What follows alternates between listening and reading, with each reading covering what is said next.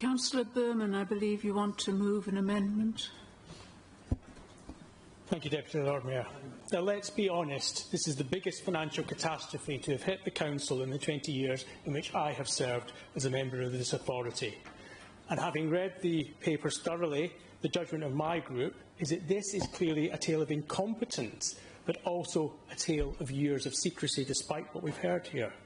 For a number of years, the Council has hid behind obfuscatory language. You've heard it here tonight. Oh, contingent liability, you know, I mean, if we describe it in terms like that, we sort of play down. But what we've done is played down the extent of the issue in the public domain. Councillor Berman, do you actually have the amendment? Are you moving an amendment? But the question is, how did we get to the point where the Council didn't seem to know what it was tipping into Lambie Way and what rate of tax it should be paying on it? Why weren't we on top of that? Why weren't we on top of the changing regulations, considering just how much was at stake here? This was about materials a third party tipped, after all. It was about materials, it said it wasn't about materials that a third party was tipping, it was about materials the Council was procuring to cap and restore the tip at the end of its life. But when the extent of the issues came to light, why was there no attempt to brief opposition groups about the extent of the problem, even confidentially?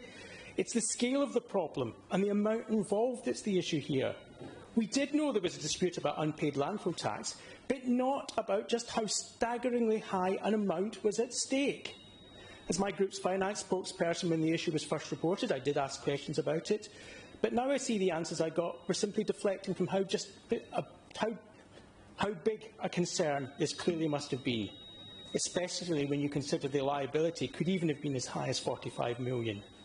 But even though it's not 45 million, 16.2 million is massive, and it's going to mean a huge hit to services in the city.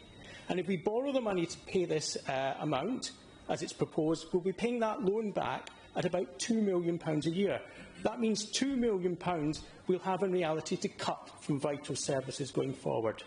And that might be going on for up to 10 years.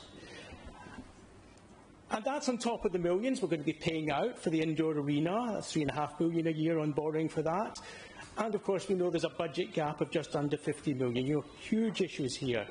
So it's coming at a time when we can least afford to absorb it. Now, I did say incompetence is at play here, and the fact that the report before us admits there were control weaknesses is testament to that.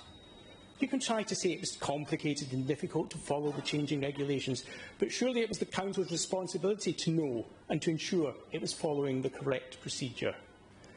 The Council clearly didn't know what it was doing, and now the Council taxpayers of Cardiff are going to have to pay dearly for that.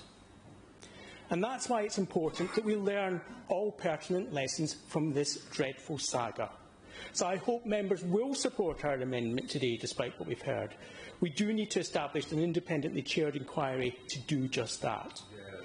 And we also think it's time the Council was more upfront about what went on and how this came about.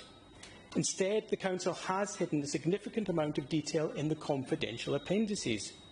Now, I understand that some of what's in there may be unwise to release if, for instance, the Council hadn't decided which route it was going to take. It might want to go down the tax tribunal route. Councillor Berman, you are running out of time. We would very much like it if you would actually say what your actual amendment is, and then we can ask Councillor Waldron to second it.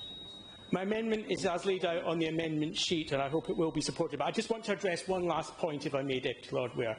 Councillor Goodway at this afternoon's Cabinet meeting tried to say, oh, well, it's only a case that we're paying the money now, and if we'd known about it at the time, we'd have just paid it earlier, albeit there's some interest on top. Well, that is not the case. If we'd known the facts at the time, the fact is we wouldn't have been tipping this waste into the tip. We'd have gone and looked for waste we could put to cap and restore it that was actually chargeable at the lower rate of landfill tax. The fact that we didn't do that means we're now having to pay this now, and I'm disappointed that Councillor Goodway was trying to mislead people at the Cabinet meeting earlier today.